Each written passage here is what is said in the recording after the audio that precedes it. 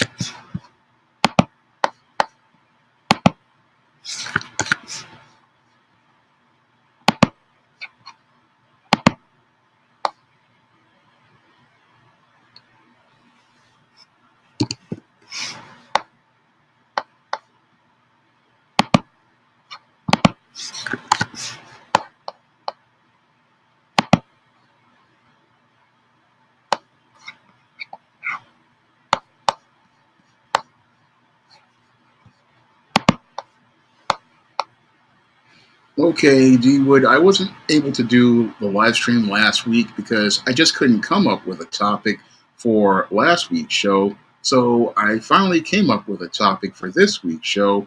I actually had two topics. One of them is going to be a video next week as related to black women and them being in this whole misery narrative. That's going to be a video that I'm going to be doing next week.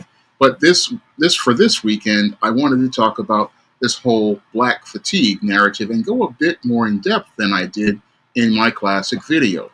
Now, in my classic video, I basically went out here and talked about this video made by this white female who went out here and made this video talking about black fatigue and how what she was looking to do was basically hijack the narrative of black fatigue that was presented in a 2020 nonfiction book.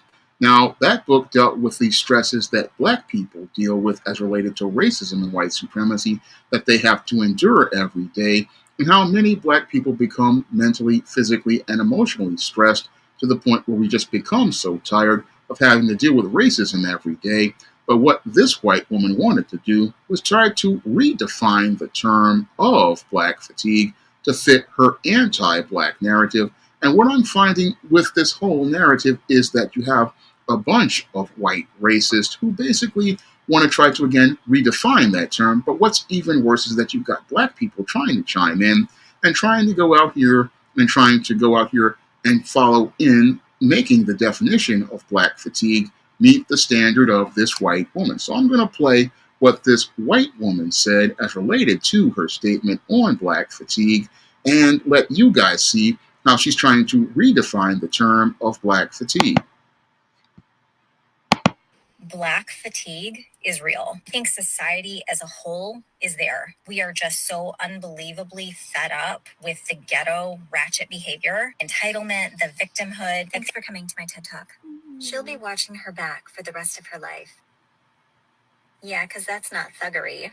Hidrattery, animalistic. This is why people have Black fatigue. When you act like this, it's not normal behavior. So I had not initially. Okay, this is under fair use on me. I was putting that up as an observation of this white woman as related to her statement on Black fatigue. And what we have here is this white woman looking to redefine the term Black fatigue and make it fit her anti-Black narrative by talking about how Black people participate in so-called ghetto and ratchet behavior. Now, what she's trying to say is that these white people are tired of Black people participating in this ghetto and ratchet behavior. And what she's trying to do by redefining this term is try to go out here and try to hijack the narrative of Black fatigue to fit her anti-Black agenda, and wants to make it fit into her anti-Black agenda so that her and other white racists can have that justification to go out here and participate in anti-Black violence like the Ku Klux Klan and many other racists did during the time of Jim Crow. Now, many of these white racists, like this white woman, feel emboldened because they have the orange man in office, and because they believe that they have the orange man as the president, they believe that they can go out here and look to manipulate things to fit their far-right anti-Black agenda. And that's what this woman is trying to do with the term Black fatigue by saying, oh, many of us whites are basically tired of Black people with their ghetto ratchet behavior. Many of us are so tired of the ghetto ratchet behavior, we believe we are justified in looking to go out here and take arms and do violence to Black people. That's what is being trying to be done here with this narrative. And this is where Black people, foundational Black Americans, we have to push back on that entire narrative of redefining Black fatigue to fit this anti-Black agenda, because there's the idea of what they're doing talking about Black fatigue is just them redefining the term to make it fit the actual definition of their actions, which is anti-Black racism. Now, like I said before in the previous video where I made talking about Black fatigue, all of this talk about Black fatigue is actual projection by white racists who basically are upset that their world is not smooth, where they are in a world where they don't have where they have to deal with the conflict, problem, and obstacle of Black people just being themselves. And what they don't like seeing are intelligent, articulate Black people like myself, or educated, intelligent Black people. That's what they really don't like. And when they sit there and talk about ghetto and ratchet behavior, the whole thing is that what they're doing is saying, oh, Black people act this way.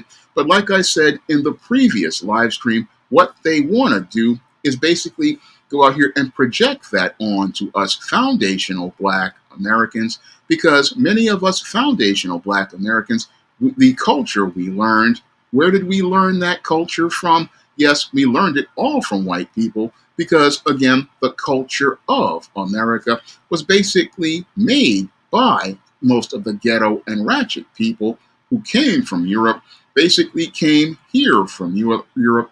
And as they came here from Europe, they basically they were the ghetto and ratchet people who were basically sent here to places like the Americas and places like Australia because they couldn't fit into European society. So when these white racists like this white woman go out here and say, oh, these Black people are participating in ghetto and ratchet behavior, where did they get that culture from? Critical question I have to ask, because when I look at that so-called ghetto and ratchet culture this woman is so upset about, she doesn't really want to go back into the history far back enough to see where the ghetto and ratchet culture actually came from. The ghetto and ratchet culture of America basically didn't come from foundational Black Americans. No, did not come from foundational Black Americans at all. No, that ratchet and ghetto culture came from white Europeans who basically immigrated to America because they didn't have the freedom to express themselves in that European culture that they came from, where they basically covered up everything as related to all of the ghetto and ratchet behavior that many of these individuals participated in. I mean, when it came down to many of these Europeans, a lot of them didn't even have hygiene and be able to take care of themselves until the Moors came and taught them about hygiene. And many of these Europeans were basically out here participating in all sorts of ghetto and ratchet behaviors, such as going out here and participating in adultery, having affairs with their brothers' wives, with their neighbors' wives, and doing stuff like that, having all sorts of illegitimate children, and going out here drinking until they were basically falling out, and out here talking about, oh, we're so civilized. No, you weren't civilized at all. No, you try to project this onto black people. But when we look at the history of many of these white Europeans, many of these white Europeans were living in a ghetto and ratchet way, and were so ratchet and so crazy that basically all of those royal folks basically they couldn't keep up their appearances anymore, and that's why they basically sent all those people over to the Americas, basically to be a part of their colonies, because they didn't want to deal with these people and their extremes as related to religion. They didn't want to deal with their extremes as related to their ideas about politics and sex. They didn't want to deal with all of their dysfunction from their illegitimate children. They didn't want to deal with all of their poverty, because a lot of these people were living in poverty. No, they basically sent all those white Europeans over to the New World because they were tired of them with their ghetto and ratchet behavior messing up their old world. So that's what they don't want to talk about as related to American history. They don't want to talk about that whole aspect of what happened as related to why the Americas were turned into colonies, because the Americas basically turned into colonies because these people basically couldn't fit into their societies, and the worst of the bunch were basically sent to Australia. I mean, Australia was basically a prison continent where they basically sent all of those, again, prisoners, and basically put them in a place where they basically took over from the Aboriginals. Again, the Aboriginals had a culture and a civilization. Don't want to talk about none of that. Nope, don't want to talk about none of that. But they'll sit there and tell us, oh, we're so tired of black people and we're so fatigued from black people. No, the whole world is basically what we're tired of is white supremacy lying about their whole situation as related to culture, because they've always been out here pushing these narratives. Oh, the black people are the problem. Well, the black people who came here from Africa were basically sold into slavery and basically were stripped of their culture, stripped of their history, stripped of their heritage. These people didn't know who they were after several generations of being bred into slavery. So how could they be the ones who participated in a ghetto and ratchet behavior if they learned a culture in this country? Another critical question I gotta ask that racist white woman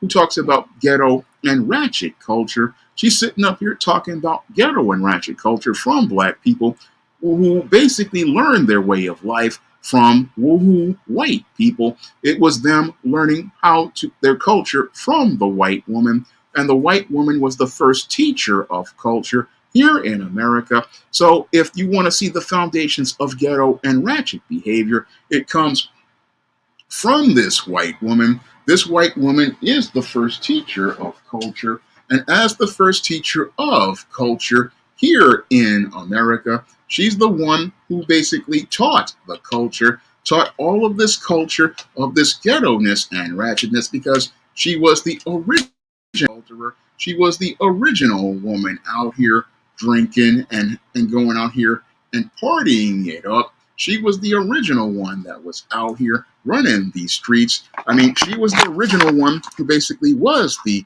woman who taught the black woman everything that she knows about ghetto and ratchet behavior. And she also taught the black man about the ghetto and ratchet behavior. So she's sitting there telling me, oh, we're tired of black people and their ghetto and ratchet behavior. No, that ghetto and ratchet behavior basically started in white communities, and black people emulated what they saw.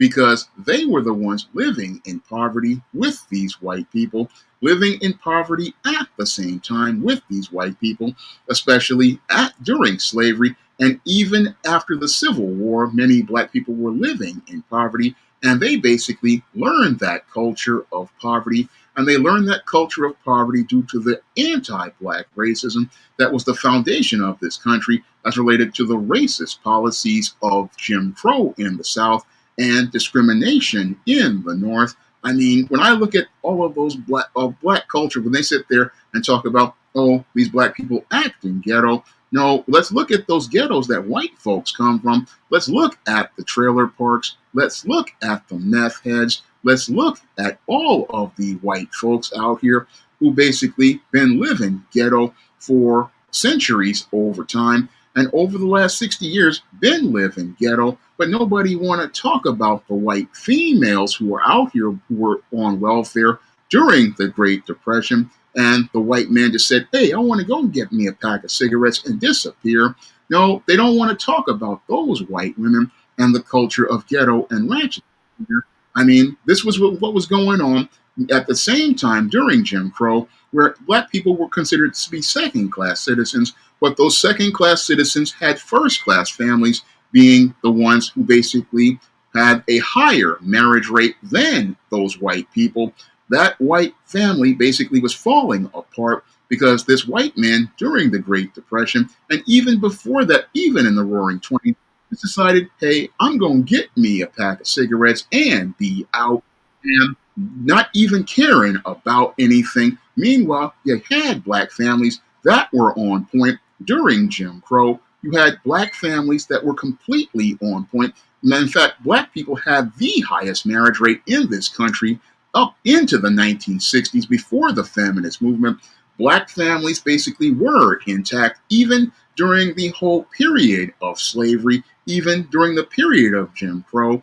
I mean, even in the point black people were dealing with terrorism from many of these poor whites who couldn't deal with the reality of having to deal with a world of responsible, conscientious black people. Many of these white folks were continuing to participate in ghetto ratchet behavior, like getting drunk after work. They don't want to talk about that part, during the Prohibition, how, even before the Prohibition, how many of these white folks who had these factory union jobs were out here getting drunk on the weekend, basically getting so drunk and out of control. Nobody want to talk about that part at all. No, they want to talk about, oh, there was a couple of black folks in a juke joint, but the majority of black folks were on point. No, it was white folks who basically have had a ghetto and ratchet culture for I say centuries at times. And we can just look at the period of the 20th century and see the ghetto and ratchet behavior white folks been participating in, making that moonshine during the Prohibition, going out here, getting on the reefers and going out here and getting all the morphine and all the other drugs. I mean, nobody want to talk about all of that ghetto and ratchet behavior. I mean, that's the root of all of it, because again, black people didn't have the economic or political power to be ghetto and ratchet. And most of us basically dealing with that anti-black propaganda weren't trying to be ghetto and ratchet at all. No, we weren't looking to be ghetto and ratchet at all. No, we were out here putting in that work to build our lives. And if it wasn't for these white racists out here, again, participating in their ghetto and ratchet behavior of terrorizing black communities by burning down black people's homes, burning down black people's businesses, lynching black people, locking black people up for crimes they didn't commit, and destroying black towns like Black Wall Street and towns like Rosewood and other black communities, we would have had a thriving black community. We would have had a thriving black community, a thriving black community that basically would have basically been done strong and been an economy on the level of Korea and Japan. We basically would have had that had it not been for the ghetto and ratchet behavior of white people and their anti-black racism and their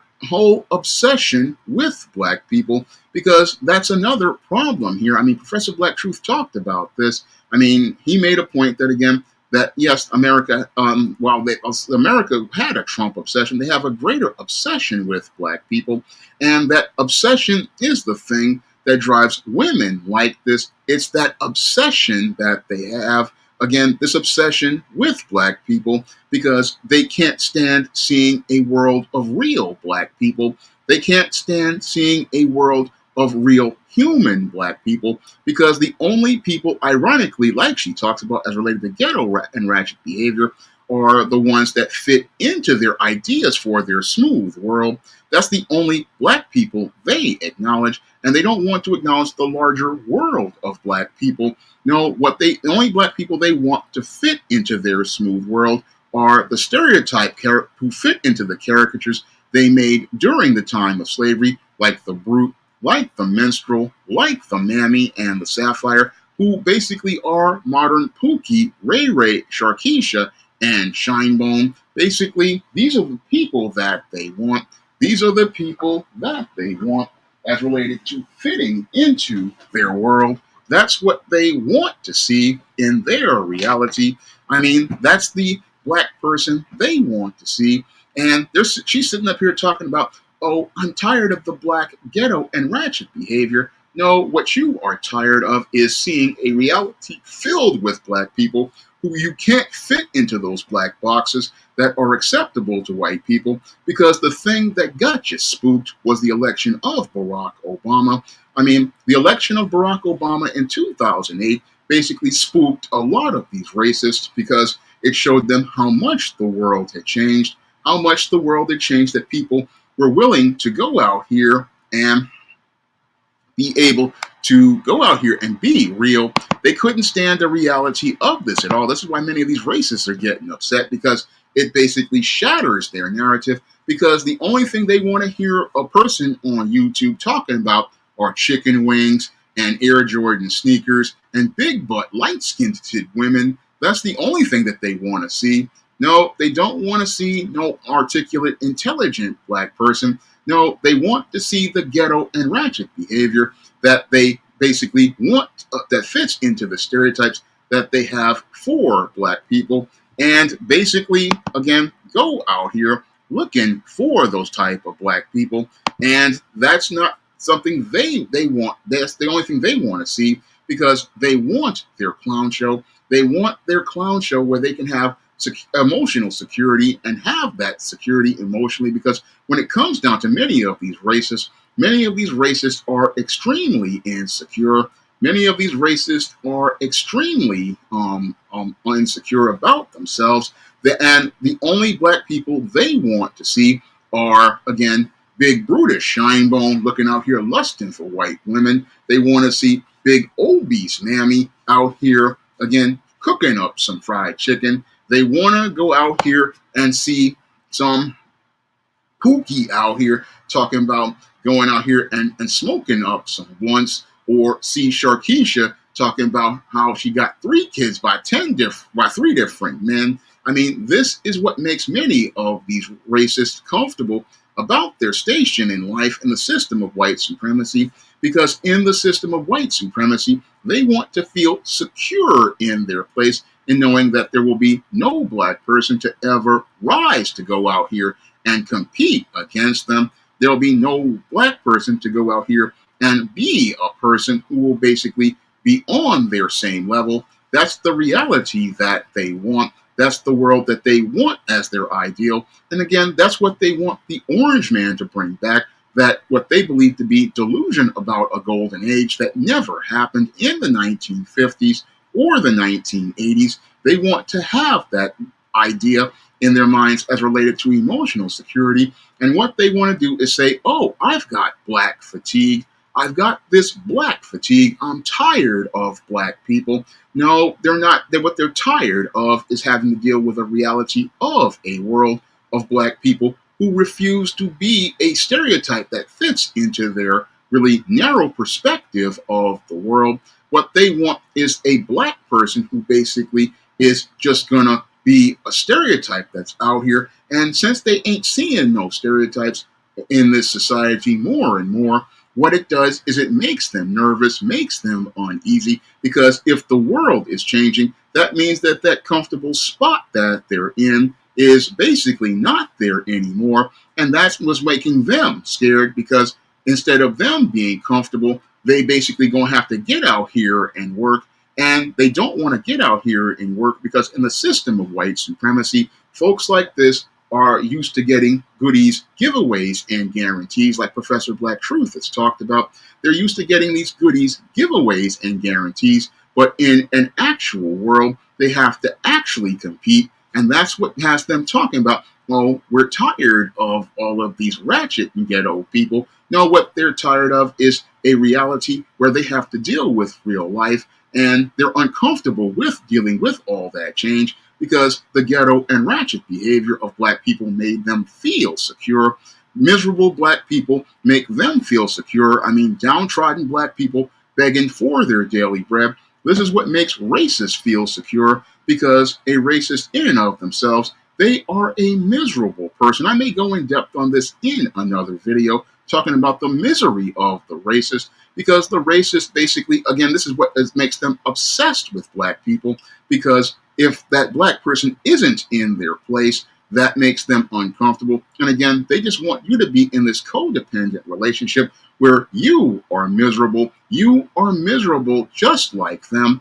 And as they are poor and participating in their ghetto and ratchet behavior, like drinking up their 6 packs of Pabst Light, Pabst Blue Ribbon, and basically, again, smoking up their meth. I mean, this is what makes them comfortable. Oh, as long as that Negra isn't doing as well as I am, and I can go out here, even though I get drunk and high on the weekends, I can still go back to my job and live a middle class lifestyle, and I don't have to go out here and earn anything on the merits. This is what they are upset about, and want to go out here and use the whole black fatigue as an excuse, use it as an excuse to be able to get away with being justified in hurting people, the way George Zimmerman did with Trayvon Martin, the way that Kyle Rittenhouse, I believe, wanted to do with black people at Kenosha, Wisconsin, and many of these other race soldiers and other suburban commandos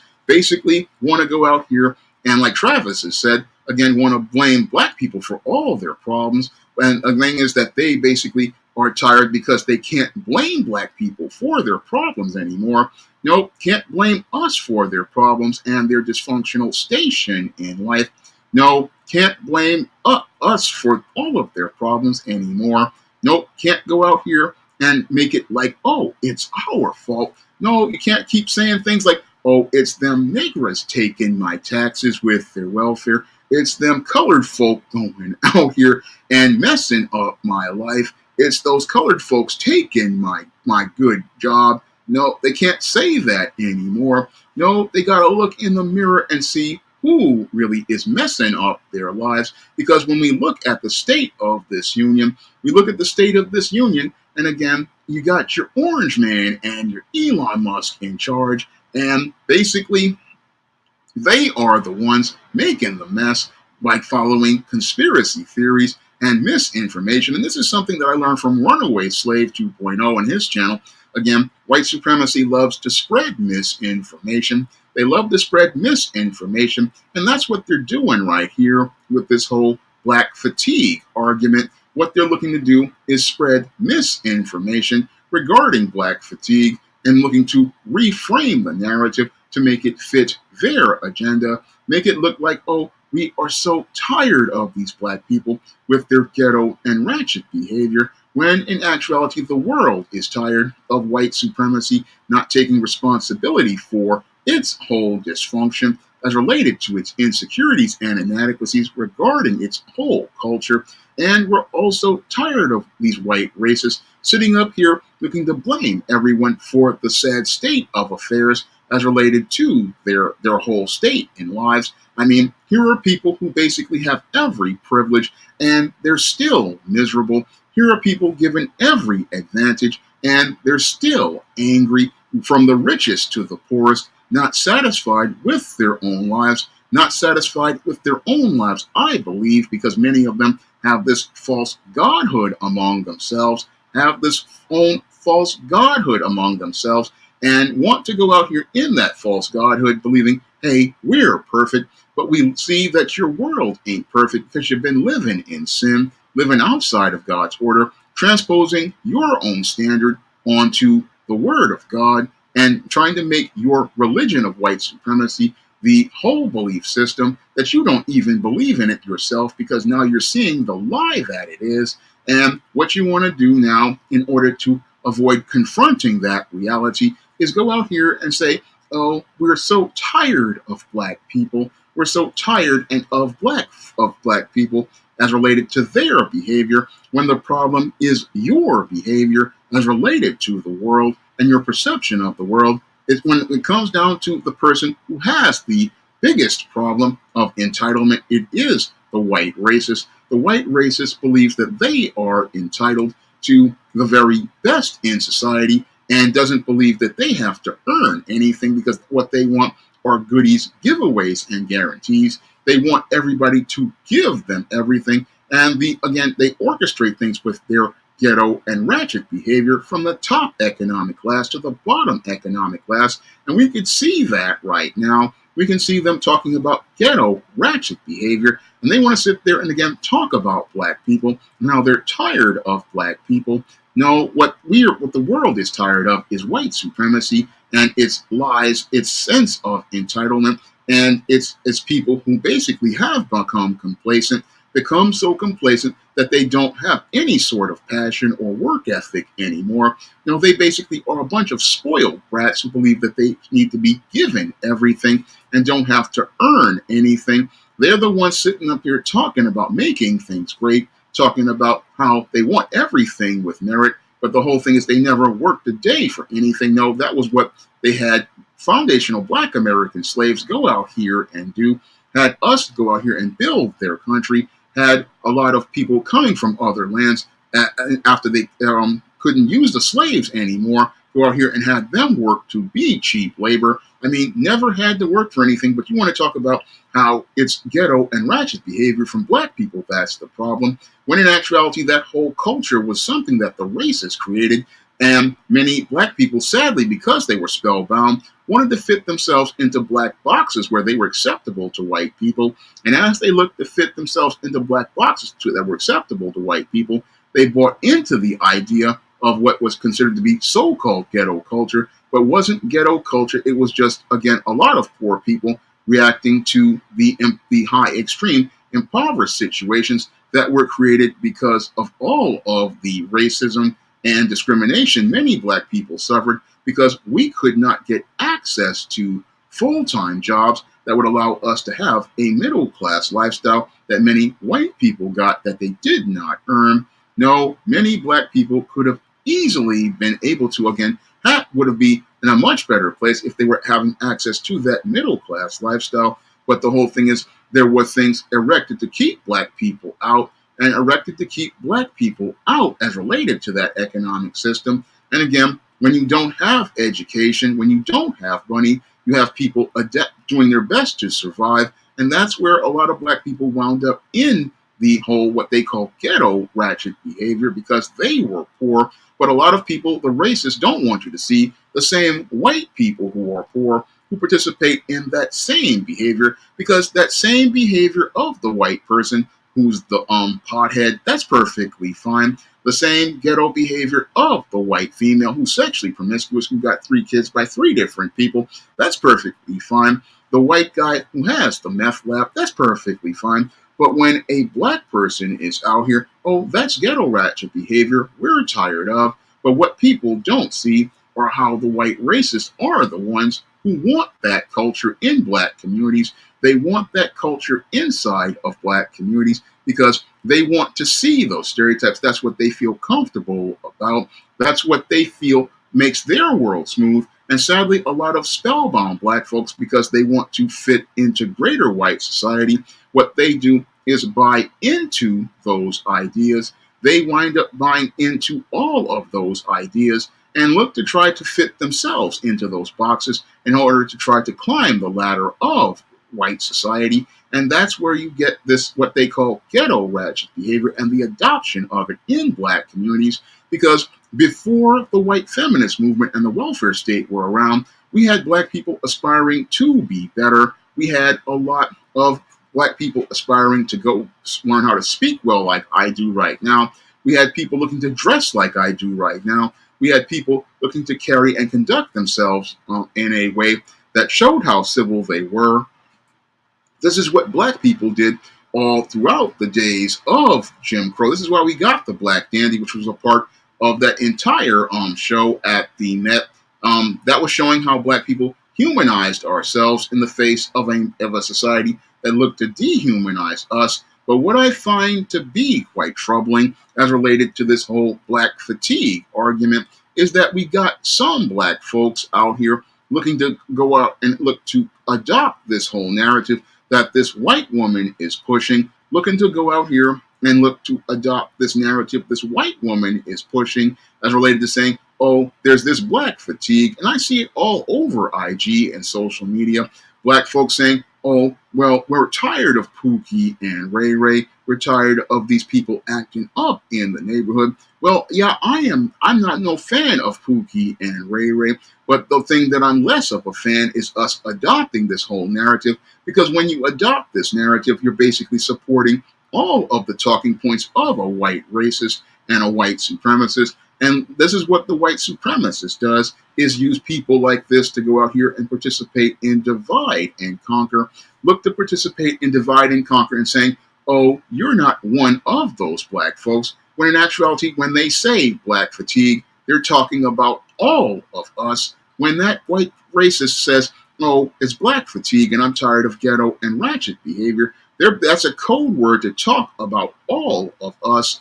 All of us, that's who they're talking about. Because some people will try to say, oh, I've got my education, I've got my job. They're not talking about me. No, they're talking about you too. I hate to break it to you, but when they talking about them, they talking about you too. And many black folks basically got to learn a hard lesson about these races. When they start making their statements, they talking about all of us. There is no line of delineation. There is no line of separation. No, they talking about us, just like Zcan made the point, how they use the word woke. When they use the word woke, it's a code word for black people. And again, that was another word that they co-opted by saying, oh, we're going to change the definition because that was a word we used to redefine as related to us being self-aware of the racism that was going on. And what they wanted to do was take that word and use it to push their anti-black agenda, use it to push their anti-black agenda by using it as a word to codify to mean black people. And that's what that word means to these racists. Just like black fatigue, they basically want to take our terms and then redefine them and hijack them to fit their anti-black narratives. And if we are not good critical thinkers, we won't know what these people are doing. But I know what they're doing when they go out here and use these types of words. Again, these are code words they want to use to be able to say anti-black statements and participate in racist statements. They want to say, oh, that's woke, when it means is that it's black. And the thing is that they're mad because they see a black person in a place they don't want them to be. No, they want to have their smooth world, and they want to be able to eliminate black people from their business and social circles. They want to go out here and be able to say, we can get this person out of this location. We can get them out of this job. This is what many of the racists love to do. They love to go out here and, again, use their code words to get people fired, use their code words to go out here and get people taken out. Again, go out here and use these code words as a way to go after us. And the whole thing is we cannot go along with this type of thing. This is what I want black people to understand regarding black fatigue, is what they want to go out here and go out here and use it to go and say things about us, say things like, oh, this black person, again, we have black fatigue, and then that's why we have to fire this individual. We have black fatigue, and we have a reason to go out here and be able to put hands on someone. This is what they do here with these type of statements. And again, you can't let people get away with this because what they want to do is say, oh, we're just tired of Pookie and Ray Ray's ghetto ratchet behavior. No, what they're tired of are actual black people. They don't want any black people in their circles. They don't want to see us at all. And the irony is that they feel more comfortable with Pookie and Ray Ray's ghetto ratchet behavior because it makes them feel secure about their place in the world. What makes them feel secure about their place in the world is seeing us being a bunch of tap dancers, shoe shiners, and all other sorts of ghetto folks. Again, makes them feel secure because they can say, hey, I'm the civilized person, I'm the intelligent person, we're the people who have all the security as related to self.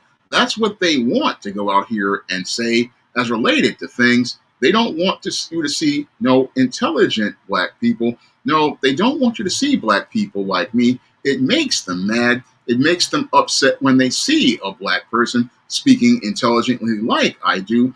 It makes them upset when they see a black person who can carry and conduct themselves with discipline and self-control. And that's where they love to come in here talking about these statistics from the government, talking about, oh, it's always black people committing crimes. That's another stereotype that many racists love to pull. But when I look at those same statistics, they tell me that most of the crimes are committed by white people. Again, most of the crimes are committed by white people, but they want to go out here and say, oh, all the perpetrators are black.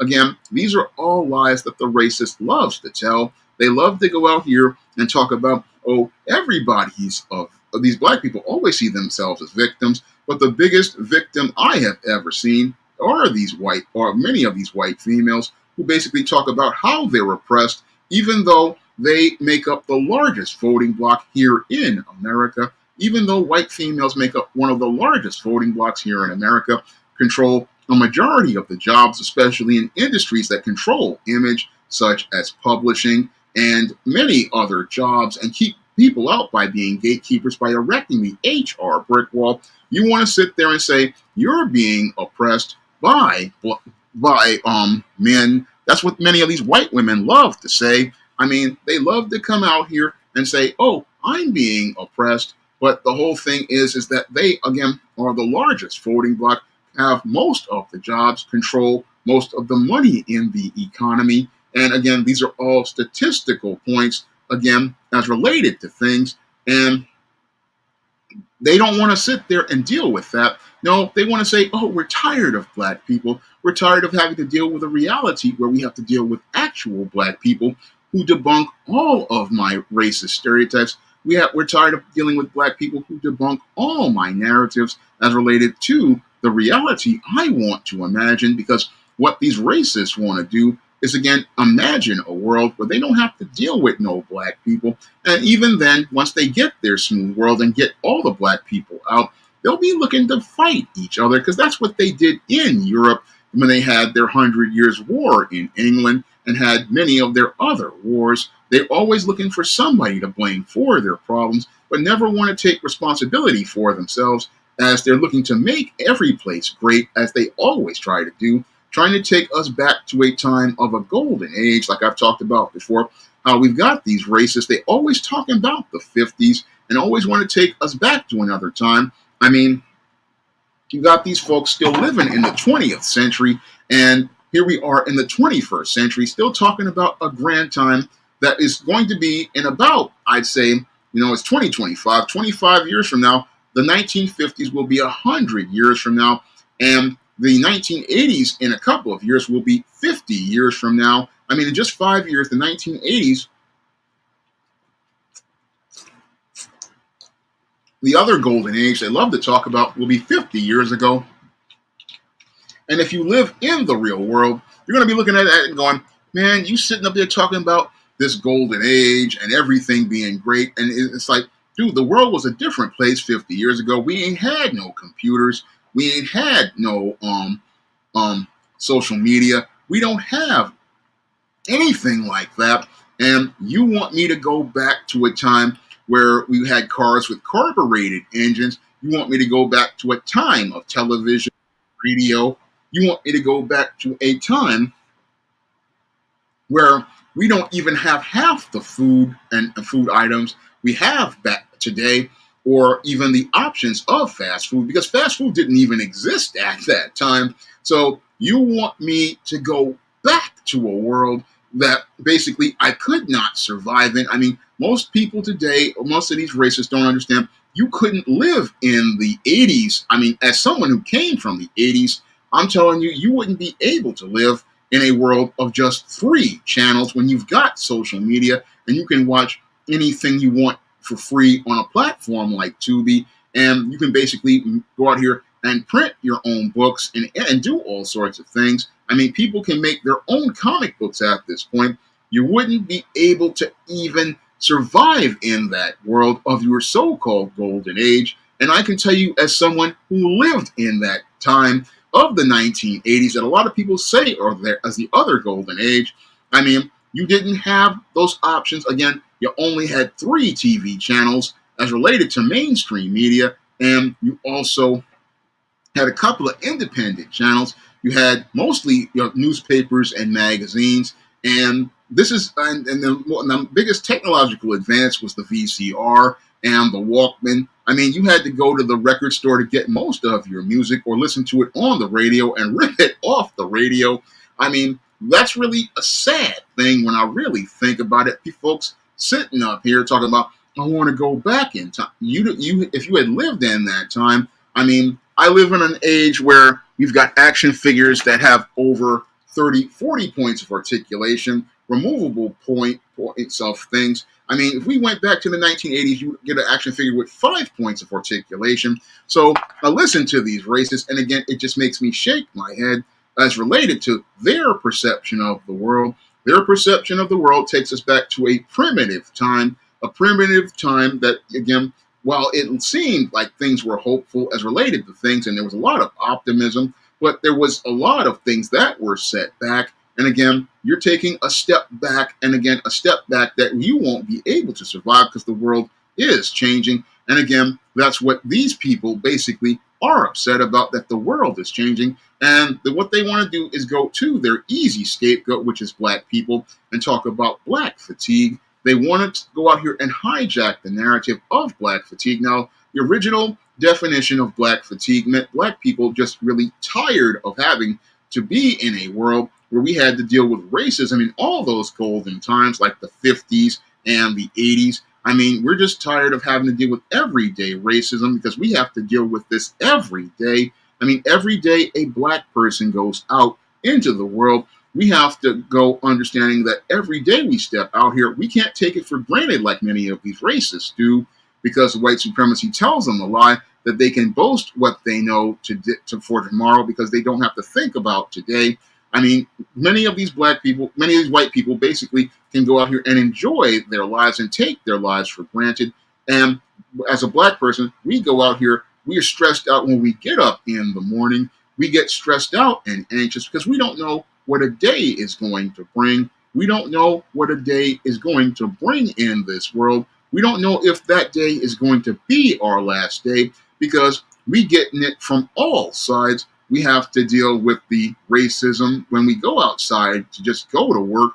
We fear that maybe a police officer will stop us and say that we fit the description of someone, or we might wind up in a situation where we're going to the store to just get our coffee for our breakfast, that we got this store owner basically looking at us thinking, we're going to steal something. We got to go out here. And as we're riding on the train, trying to even commute to work, we basically worried that this dude who was going to be looking at us and thinking that we might get into a fight. That's what we were afraid of. Oh, if we get on this train, somebody gonna want to start something. So when you're a black person, again, you live with this whole thing in the back of your head. You don't know what the next day gonna bring. You don't know who gonna want to start something, whether it's going to be one of these racist cops or race soldiers or suburban commandos, or it's going to be one of these pookies or ray race in the street, whether it's going to be one of these chicks looking to, again, flip out on you. You don't know who's going to start something with you. And sometimes when you even go out here and you even survive commuting to work, and get to the job. You don't know if you're going to even be able to keep your job. You don't even know if you're going to be able to keep the job because you never know when one of these bosses, again, he couldn't get his pound cake at Starbucks or he couldn't get his mint coffee. I mean, basically, you don't know if he's going to take it out on you at the minimum or fire you at the maximum. I mean, that's the stuff that we deal with every day when we going out here. I mean, we don't know if you're working in a job like customer service, you don't know if you're going to be verbally abused, and you have to have a strong resolve to be a black person in this country because you're just dealing with so much stress and so much pressure as related to things. And the thing is that you don't even know what's going to happen to you in a day. You don't know what's going to happen in a day as related to a situation. And you don't know what you're going to be running into as related to things. And you might even come out of the job at lunchtime. Don't even know if you're going to be able to even get lunch without somebody starting some mess with you.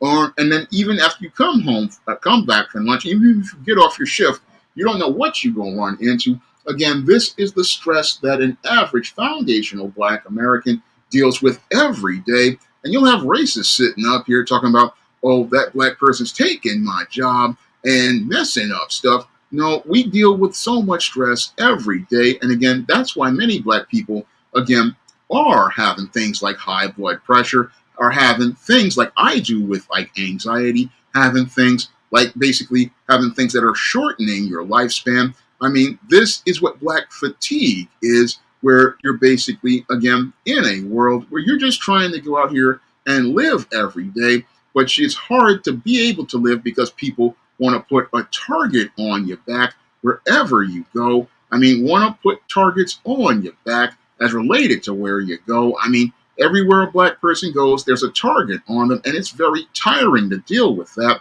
not knowing who's going to take a shot at you, whether it be one of these white racist, race soldiers, or rogue police officers, or it's one of these folks inside of your neighborhood who's jealous because you got a good job, or you working even a minimum wage job, they just jealous of you, or you got to deal with one of these pookies who basically mad because chicks is checking for you, or you're a chick and these sharkeishes are mad because the dudes are checking for you.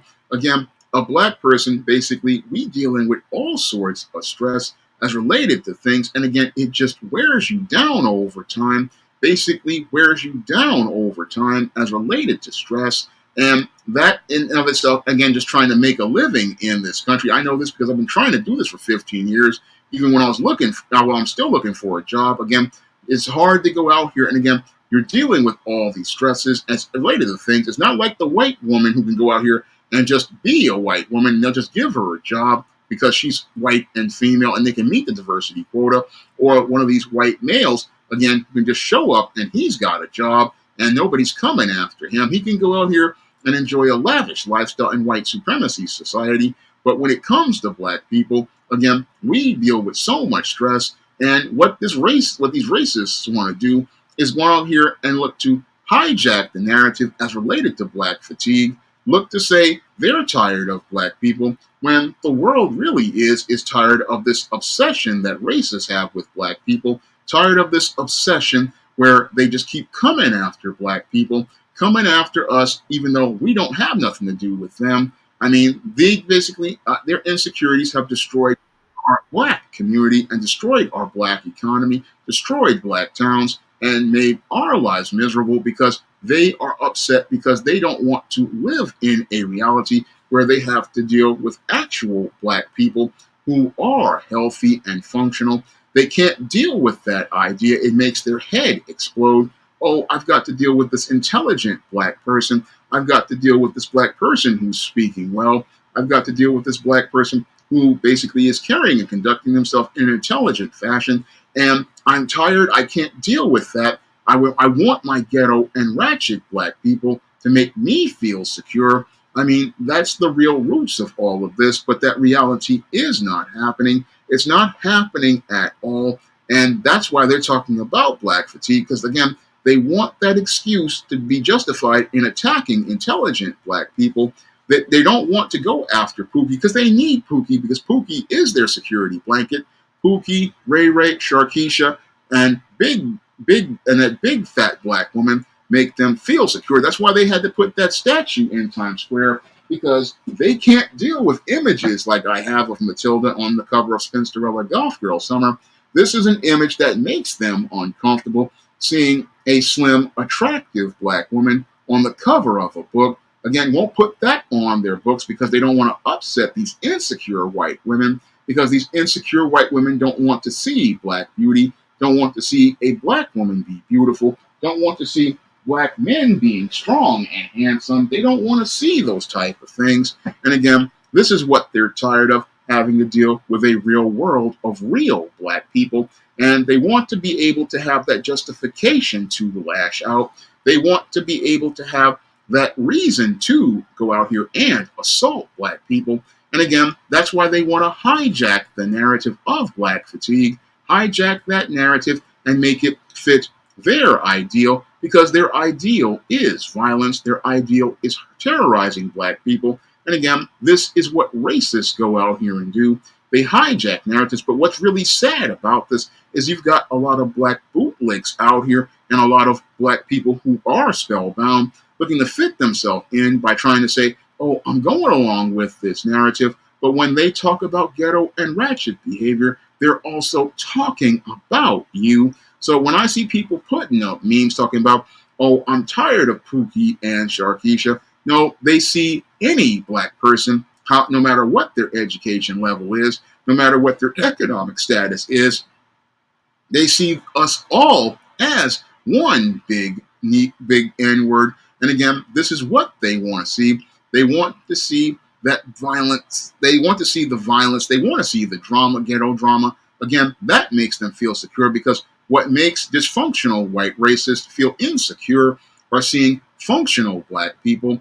What's the thing that terrifies them the most? Because they cannot feel comfortable about having their reality. And the thing that makes them uncomfortable is seeing a reality of real black people, a reality of real black people that actually are intelligent, articulate, know something more than rap music and basketball and fried chicken, know more than talking about sneakers. I mean, they want to see a certain kind of black person that fits into their box, no different than a slave. And they want black people to stay in their ghetto, or what I call their plantation, a psychological place. They want your mind to stay in that box. They don't want you to come out of that box and do things like be a black goth like Matilda is in Spinsterella Goth Girl Summer. They don't want you to see a black goddess like Isis, or they don't want you to see a black executive like John Haynes. No, they don't want you to see those type of images because they feel you'll be inspired to go out here and be something better or do better with your life. No, they don't want you to see that because they want their reality projected to them, like the Hidden talks about with Diddy. Diddy is a perfect example. They love Diddy because he fits all the stereotypes. He's the black brute who's out here being violent towards a black woman. He's the black man who's so caught up in his lust that he participates in sexual deviancy acts, freak-offs. He's the guy out here looking to go out here and be this guy who's out here partying and drinking, because black people, we are good at partying and drinking when it comes to white folks. They don't want you to come out of that box. And that's what they're tired of, is seeing black people come out of the box and start to be themselves. But that's all part of a world as related to growth and progress. That's all part of a world of growth and progress as related to life. But the whole thing is, these people want the world to stay in a singular place. They want the world to stay in a stagnant place. They want the world to be in one way. They want the world to be in one way where it's just an idealized place. But that isn't how life works, because life is constantly going. Life is constantly moving. Life is constantly progressing. And these people, again, want to stay in their one spot. They want to stay. They want the whole world to stay in one spot where they can feel comfortable. But that's not how life works. No, life works the way God has it to be established. And the way God has it to be established is for us to to be here to receive his gift of salvation so that we can receive eternal life and be rewarded by him. And we're here to do the work that he asked as related to the work he wants us to do. And that's something that the racist doesn't want to do, because the racists in and themselves are very lazy. Most of these racists are lazy people who, again, don't want to do anything and want everything to just be handed to them. And they say, the irony is, these people say that they're Christians, but they have no faith and they put in no work. And that's why their country is dead. They don't want to put in no work, but they'll say, oh, that black person is lazy. Really, they're just projecting onto us. And we have to start realizing that many of these things that these racists say are just projections as related to their insecurities about us. And that's why we cannot go out here and take anything they say seriously and just see it as a grain of salt. What's going on, Rob I.S.? I haven't seen you here in a long time. What's going on here, Ray Ham the Hammer Forest, and One Phobos? Glad to see you here. Z-Chem, D-Wood, and everyone here. Scrooge McDuck. I mean, that's what they really want to do as related to Mr. Unique 74. Travis and Computer Robots, glad to see you all here. But the whole thing is, they're tired of seeing a reality that they cannot stand. Again, can't stand the world of a real world, and they can't stand being in a real world where they aren't in control. That's the other thing that has them upset. They're seeing that God is the one in control. And what's going on, Lord Bias? I'm glad to see you here. I mean, what they can't stand is seeing that God is the one in control, and they're losing more control over this world because the world is set to God's standard. Now, God doesn't have to change because he created everything, but he wants us to change to become more like his son. But these people resist that because they don't want to be like his son, Jesus Christ. They want to be God in and of themselves. And that's where they're just like the devil, who wanted to be like God. I mean, that's what these white racists want to do. They want to be like God, but they know nothing at all. And that ignorance shows with all of their behavior. It shows with all of the things that they do and say. And again, it shows how they just have no talent, because what they want to do is go out here and hijack our culture and make it their own. This is what these culture vultures love to do. Again, they have a codependent relationship with black people where they hate us for, again, creating most of the culture in this country. And again, want to talk about ghetto ratchet behavior. No, we were the innovators of a lot of things that basically moved this country forward. We were a lot of innovators of a lot of the arts and culture in this country. And again, they want to talk about things as related to our culture. They want to hijack it, but this is where we got to push back, because this hijacking of black fatigue, again, we're the ones who are tired, and we're tired of white supremacy. And that's what black fatigue is really all about. Black people just being tired of white supremacy and wanting to live in a life where they can have some peace, don't have to deal with no stress. I mean, that's what most foundational black Americans like myself want. We want to be able to have some peace, be able to work in a place where we can get a fair shake and not really have to deal with any sort of stress every day as related to just going about in the world, and be able to go out in this world and not have to go out here and have to worry about whether this is our last day in life. I mean, this is what we struggle with as black people. And that's the fatigue we deal with every day. And it is real. It just wears you down every day. And again, nobody want to talk about that black fatigue. No, what they want to do is push an anti-black agenda with our terms. And that's where we got to push back against this hijacking of this narrative. And we can't embrace their definition of black fatigue. No, that definition is an anti-black statement. And that's why we as black people have to walk away from this whole term, because when they talk about Pookie and Sharkeisha, they're not just talking about them. No, they're talking about all of us. And we have to see it as a direct insult that's basically directed straight at us. Now, before I get ready to wrap up tonight's stream, I'm asking everybody to head over to Amazon.com and pick up my latest book, Spinsterella Goth Girl Summer. Now, this book is the one where Matilda enters the world of goth modeling in the year 2000 and has a lot of great references to Y2K, and also has some great pictures inside of this book as related to some art that I put in this book, because it was supposed to be a light novel, but unfortunately wound up over 600 pages. And with the book being over 600 pages, again, that was because there was just so much story. And it has some great art like this swimsuit picture of Matilda and many other images that are in the book. I mean, there are a lot of pictures that highlight different aspects of the story, and they're all part of this book, Spinsterella Goth Girl Summer. You can find this book on Amazon.com, and you can also find other books in the SJS Direct 2025 catalog, like John Haynes' A Thorn in My Side, and you can find Esteemed Season of the Witch Girl. I don't have the book in front of me. You can also find Isis, Dark Incubus. All these books are available on Amazon.com in paperback and Kindle format, and they're also available at other online booksellers like Google Play, Draft to Digital, and big box retailers like Walmart and Target. And if you want to help out the channel, help me stay on the air, you can drop a donation to the Cash App by clicking the link in the description box or the PayPal. I get 100% of those funds, and that helps me be able to pay for the internet and stay on the air, and also be able to hire artists to do interior work and covers for my books. So I want to thank everybody for coming out here to tonight's live stream. I hope you'll be there for next week's stream. Everybody have a good evening, and everybody have a good night.